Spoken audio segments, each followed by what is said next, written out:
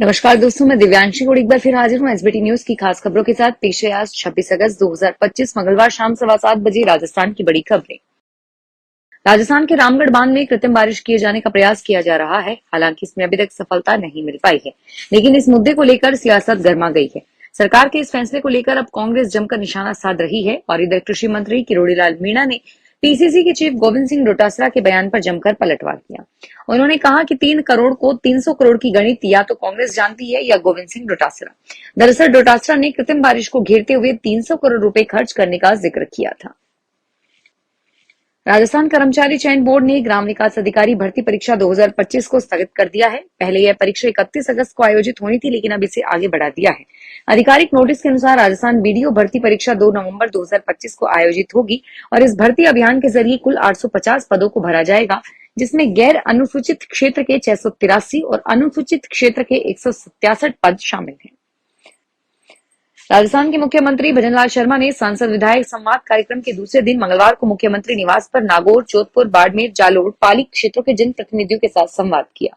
इस दौरान उन्होंने विकसित राजस्थान के संकल्प की सिद्धि और जन आकांक्षाओं के विषयों को लेकर चर्चा की और केंद्र व राज्य सरकार की जन कल्याणकारी योजनाओं को आमजन तक पहुंचाने में सक्रिय भूमिका निभाने के लिए आह्वान किया। पीएम मोदी चीन से पहले जापान की यात्रा करने जा रहे हैं। प्रधानमंत्री मोदी अगले सप्ताह जापान की यात्रा पर रहेंगे। पीएम मोदी 29-30 अगस्त 2025 को जापान की 2 दिवसीय यात्रा पर जाएंगे। यह उनकी जापान की 8वीं यात्रा होगी और जापानी प्रधानमंत्री शिगेरू इशिया के साथ उनकी पहली शिखर बैठक होगी। इस दौरान वे 15वें भारत जापान वार्षिक शिखर सम्मेलन में भाग लेंगे।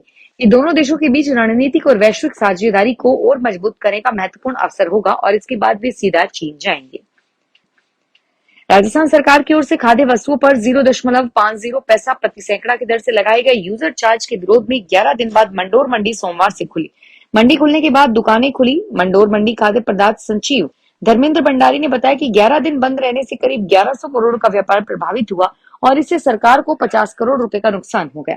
भंडारी ने बताया कि यूजर चार्ज नहीं हटाने तक आंदोलन जारी रहेगा। आज मंगलवार सुबह मनाली में तबाही मची है। धुंधी व अंजचनी महादेव में बादल फटने के कारण ब्यास नदी में आई बाढ़ से पर्यटन नगरी मनाली में सैकड़ों होटल खतरे की जद में है। ब्यास नदी में 4 लेन हाईवे बह गया है और इस कारण मनाली में आवाजाही कट चुकी है। पर्यटक होटलों में कैद है, लेकिन नदी किनारों के होटलों को खाली कर दिया गया है। मनाली के बाहंग में मशहूर शेरे पंजाब रेस्टोरेंट बाढ़ में बह गया।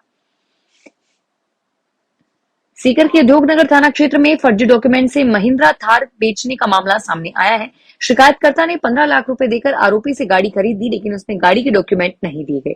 बाद में पता चला कि गाड़ी आरोपी के नाम नहीं है और उसने फर्जी डॉक्यूमेंट से गाड़ी बेचती है। बीकानेर के दांतोर में चोरों ने घर में घुसकर करीब 3 करोड़ रुपए के सोने और चांदी के जेवर चोरी कर लिए। मनीराम डारा के घर पर हुई इस चोरी में 40 तोला सोना और 31 तोला चांदी चोर ले गए। पुलिस मौके पर पहुंच गई। डॉग स्क्वाड भी आसपास के क्षेत्र में छानबीन कर रहे हैं। घर की खिड़की को तोड़कर चोर घर में घुसे और अलमारी में रखे सोने चांदी के जेवरात निकाल लेके गए। राजस्थान में 1 सितंबर से शुरू हो रहे विधानसभा सत्र को लेकर प्रदेश की सियासत गर्मा गई है। नेता प्रतिपक्ष टीकाराम जूली और प्रदेश कांग्रेस अध्यक्ष गोविंद सिंह डोटासरा ने भाजपा सरकार पर हमला बोलते हुए संकेत दिए कि वे सत्र के दौरान विपक्ष पूरी मजबूती से सरकार को घेरने की तैयारी में है। जल्द ही कांग्रेस विधायक दल की बैठक करके अपनी रणनीति को फाइनल टच देगी। इससे पहले नेता प्रतिपक्ष ने कहा कि हमें डर है कि इस बार प्रदेश के जैसे हालात हैं, सरकार सवालों से पीछा छुड़ाने के लिए बीच में ही सत्र को छोड़कर भाग सकती है। हॉकी इंडिया ने घोषणा की है कि 29 अगस्त से शुरू हो रहे एशिया कप में दर्शकों को मुफ्त प्रवेश मिलेगा। हॉकी इंडिया ने एक बयान में कहा कि प्रशंसक टिकट genie.in या हॉकी इंडिया ऐप के जरिए मुफ्त टिकट पा सकते हैं। उन्हें प्रक्रिया पूरी करने पर वर्चुअल टिकट मिलेगा। हीरो पुरुष एशिया कप में 8 टीमें Bharat, Japan, China, Kazakhstan, Malaysia, Korea, Bangladesh और चीनी ताइपे भाग लेंगे। यह 2026 में नीदरलैंड और बेल्जियम में होने वाला विश्व कप का क्वालिफाइड टूर्नामेंट भी है। कजाकिस्तान के अलमाटी से दिल्ली जा रही अस्ताना एयरलाइंस की इंटरनेशनल फ्लाइट मौसम खराब होने की वजह से आखिरी वक्त पर दिल्ली में लैंड नहीं कर पाई। इसे एयर ट्रैफिक कंट्रोल यूनिट ने जयपुर एयरपोर्ट पर डाइवर्ट कर दिया और इसके बाद सुबह लगभग 11 बजे जयपुर एयरपोर्ट पर फ्लाइट की सफल लैंडिंग हुई। फिलहाल विमान में मौजूद यात्री एक बार फिर दिल्ली के लिए उड़ान का इंतजार कर रहे हैं। सवाई माधोपुर के छाण गांव के लोग पिछले 20 दिनों से भय के साए में जी रहे हैं। जंगल से निकलकर भालू लगातार गांव और खेतों में आ रहा है। भालू कस्बे में बने एक होटल तक पहुंच गया। यहाँ उसने खाद्य सामग्री और होटल में लगे सीसीटीवी कैमरों में कैद हो गया। होटल से निकलने के बाद भालू अभयारण्य की ओर लौटा और इस घटना से होटल संचालक भयभीत थे। ग्रामीणों का कहना है कि 20 दिनों से लगातार हो रही घटनाओं ने उनकी नींद उड़ा दी है और शाम ढलते ही लोग घरों से बाहर निकलने में डरते हैं। उदयपुर की सूरजपोल थाना पुलिस ने नौकरी लगवाने के नाम पर धोखाधड़ी के मामले में 5 साल से फरार 10,000 रुपए इनामी स्थायी वारंटी को गिरफ्तार किया है। थानाधिकारी ने बताया कि आरोपी नरेश ने मध्य प्रदेश को छिंदवाड़ा से गिरफ्तार किया गया और आरोपी 2021 से फरार था। बलजिंदर सिंह निवासी जयपुर, जिसमें बताया कि राजेंद्र मेहता ने अपने साथियों के साथ मिलकर उसके और उसके मिलने वालों की नौकरी लगवाने का झांसा दिया था। राष्ट्रीय अध्यापक शिक्षा परिषद राजस्थान के 17 बीएड और बीएसटीसी कॉलेजों की मान्यता रद्द कर सकती है।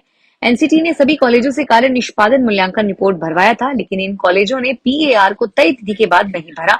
इसके लिए 2 बार मौका दिया गया और इसके बाद कारण बताओ नोटिस दिया गया। हालांकि इन कॉलेजों ने कोर्ट से स्टे लिया और इसके आधार पर नए शैक्षणिक सत्र के लिए प्रवेश लिए जा रहे हैं। पंजाब के सीमावर्ती क्षेत्र में बाढ़ के खतरे को देखते हुए फाजिल्का जिला प्रशासन ने लोगों को अलर्ट जारी किया है। प्रशासन ने कहा कि हरिके बैराज से 1,17,000 क्यूसेक पानी छोड़ा गया है और इसके अलावा हुसैनीवाला की ओर से 50,000 क्यूसेक पानी छोड़ा गया है। इसके चलते लोगों से अपील की गई है कि वे बाढ़ वाले क्षेत्रों में महिलाएं, बुजुर्ग, बच्चों को बाहर भेज दें। इस संबंध में गुरुद्वारों में घोषणाएं करवाई जा रही है। फिलहाल इस बुलेटिन में इतना ही और फिर हाजिर होंगे तमाम बड़ी खबरों के साथ। धन्यवाद।